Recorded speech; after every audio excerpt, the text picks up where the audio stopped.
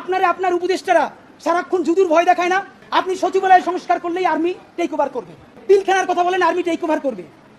এই ওয়াকার সাহেব অথবা আর্মি যদি কোনো কু করার চেষ্টা করে, একটা ইট ক্যান্টনমেন্টে আস্থা থাকবে না, আপনি যাইকে রাখেন। কিন্তু এই উপদেষ্টাদের কেউ কেউ ইতিমধ্যে রাজনৈতিক দল যারা সামনে ক্ষমতায় আসবে তাদের সাথে নেগোসিয়েশন করে কেউ সামনে আইনমন্ত্রী হবে, কেউ অন্যান্য মন্ত্রী হবে, কি কি হবে এইটা পাকাপোক্ত করে এখন তাদের জবানে আমাদের ঘোষণাপত্র লিখে দেয়। ঠিক, তারা ইন্টারিম থাকা অবস্থায় আমাদের চোখের সামনে 47কে নাই করে দিল, পিলখানাকে নাই করে দিল, শাপলাকে নাই করে দিল, নিরাপদ সড়ক আন্দোলনকে নাই করে দিল, বিচারিক হত্যাকাণ্ডের কথা তারা বললো না। এই আমলা, এই পুলিশ, যেই পুলিশ রাজনৈতিক দলের ছত্রছায়ায় আবার হত্যাকাণ্ড ঘটাবে, আপনি দাঁড়িয়ে দিয়ে কেমনে পারবেন? প্লিজ আপনার এই বৃদ্ধ কাঁধে রাজনৈতিক দলগুলোর বন্দুককে রাখতে দিয়েন না। এই সরকারের সকল উপদেষ্টার এক পা অন্য দেশে, বিপদ হইলে ভাইগে যাবে, কিন্তু আমরা দৃঢ়ভাবে বিশ্বাস করি আপনি থাকবেন না। কোটি কোটি মানুষ এখন পর্যন্ত রাস্তায় নামতে প্রস্তুত যদি আপনি একটা বিপ্লবী ভাষণ দিয়ে জনতার পক্ষে সংস্কারের আপার হ্যান্ড নিয়ে নিতে পারেন। আপনি কিছু বিপ্লবী সিদ্ধান্ত নেন, সেই বিপ্লবী সিদ্ধান্তের মধ্যে আপনি এক নম্বরে বলেন যে এই যদি ক্ষমতায় আসবে ওয়াদা করতে হবে 72-এর সংবিধানকে বাতিল করতে হবে। যেই 72-এর সংবিধানের মধ্য দিয়ে বাকশাল হয়েছে, বিচারিক হত্যাকাণ্ড হয়েছে, সেই সংবিধানকে নতুন সংসদে বাতিল করে জুলাইয়ের ঘোষণাপত্রের আলোকে এবং জুলাইয়ের সনদের আলোকে নতুন সংবিধান রচনা করতে হবে। আপনাকে চূড়ান্তভাবে আমরা কয়েকটা প্রস্তাবনা দিতে চাই। নাম্বার 1, এই 6 মাসের মধ্যে আপনি একটা আপার হ্যান্ড নেবেন, সেই আপার হ্যান্ডের চূড়ান্ত কাজ আগামী 1 সপ্তাহের মধ্যে আপনি ইন্টারিম ভেঙে দেন। এই ইন্টারিমের অনেক উপদেষ্টা এখন সামনে কেউ বিএনপির, কেউ জামাতের, কেউ এনসিপির মুখপাত্র হইয়া তাদের দলীয় এজেন্ডাগুলো আপনার সামনে রেখে বাস্তবায়ন করবে, এটা আপনি হইতে দিয়েন না।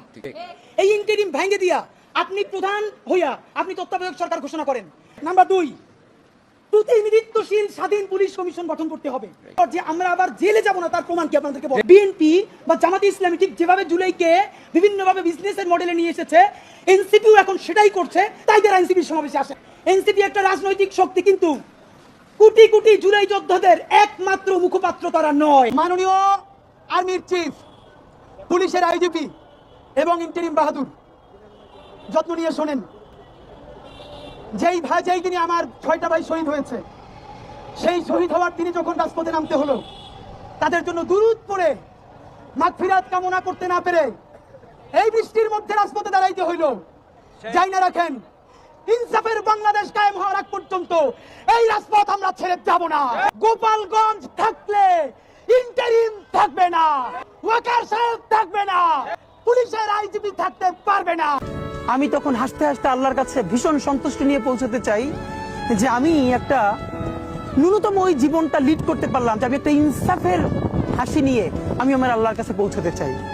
সুতরাং আগামী 50 বছর বাঁচলাম, কোনো ইম্প্যাক্ট তৈরি হলো না আমারে দিয়ে, দেশের জন্য, রাষ্ট্রের জন্য, উম্মার জন্য, জাতির জন্য। কিন্তু আমি ধরেন 5 বছর বাঁচলাম, সেটার মধ্য দিয়ে যদি আগামী 50 বছরের ইম্প্যাক্ট তৈরি হয়, তাহলে অনেকদিন বেঁচে থাকায় কি সাফল্যের বলেন? আজ শরীফ ওসমান হাদির মতো কিছু তরুণ তারা আমাদেরকে ভয়ের সংস্কৃতি ভাঙতে শিখিয়েছে। আপনার আমার অনেকের মতো তারও একটা ছোট্ট বাচ্চা আছে, মায়া আছে, এবং সে জানতো সে যে পথে পা বাড়িয়েছে এই পথে মৃত্যু অবধারিত। বহু লেবাসধারী তথাকথিত আলিমের চাইতে এই ধরনের তরুণরা আমাদের ক্ষেত্রে, আমাদের জন্য এই ক্ষেত্রে অন্তত উত্তম উদাহরণ। কি হবে, বেঁচে থেকে কতকাল বাঁচতে পারবো? 1000 বছর তো বাঁচতে পারবো না, মরতে তো হবেই। তাহলে সে মৃত্যুটা কেন গৌরবের মৃত্যু হবে না? সে মৃত্যুটা কেন সার্থক মৃত্যু হবে না? সে মৃত্যু কেন হাজার হাজার তরুণকে উজ্জীবিত করবে না? সে মৃত্যু কেন বহু মানুষের বিবেককে খুলে দিবে না? সে মৃত্যু কেন অন্যকে অনুপ্রাণিত করবে না? এই মৃত্যু কেমন মৃত্যু, যে মৃত্যু আমার একজন ভীরু মানুষের মতো মৃত্যু হবে?